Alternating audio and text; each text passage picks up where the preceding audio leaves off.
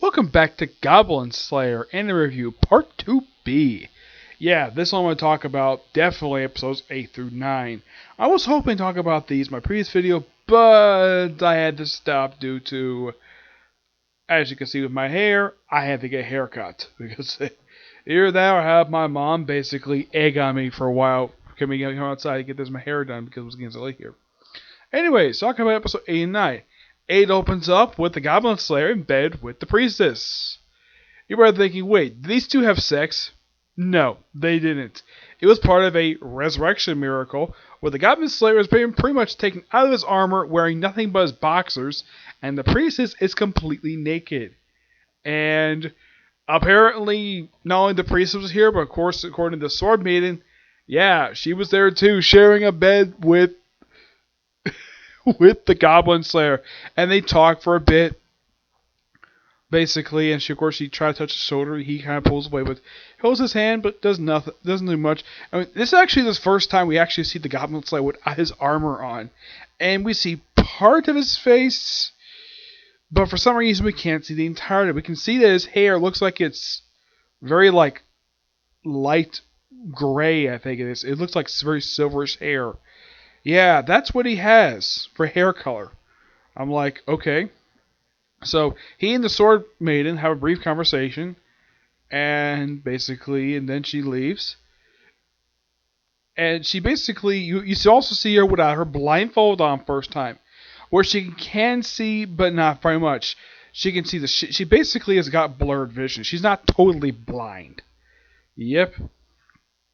After she leaves, the priest wakes up and she's embarrassed the fact that, asks Goblin Slayer, did you say anything? He says, yes.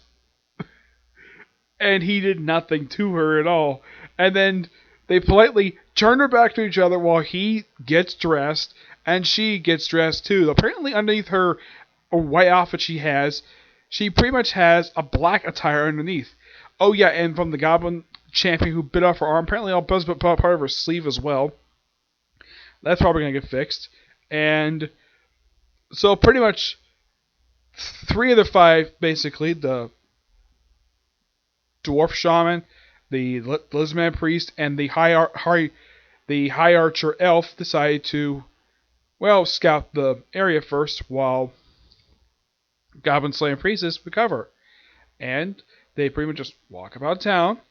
Of course, she gets her chainmail fixed, and he, of course, comes to the repair shop, and he pretty much gives, his whole armor, minus his helmet. His helmet does not come off, and it looks like he can wear normal clothes underneath his armor.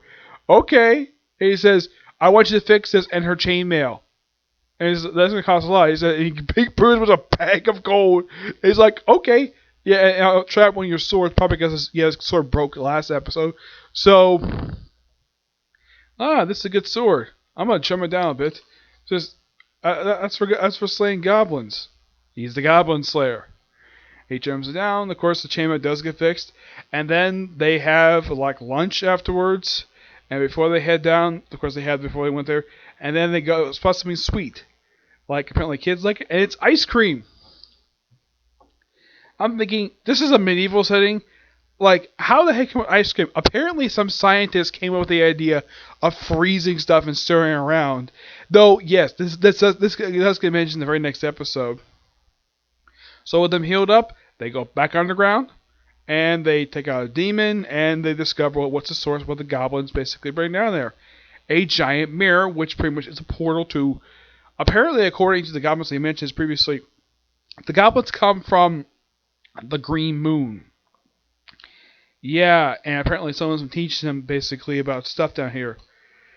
Yeah. So they ended up pretty much demolishing this chapel while also taking out a bunch of demons while they're at it. Yeah, and of course during the course of the fighting, the skeleton protects the priestess, and also they also had the high archer basically run out of arrows. You all see her shaking, probably because she's a little bit shook up from when the last time she basically fought the goblins. Probably because they tore her top off. That could be it. And of course, in episode 7, I forgot to mention this. Apparently, some guys were basically saying snide remarks about her.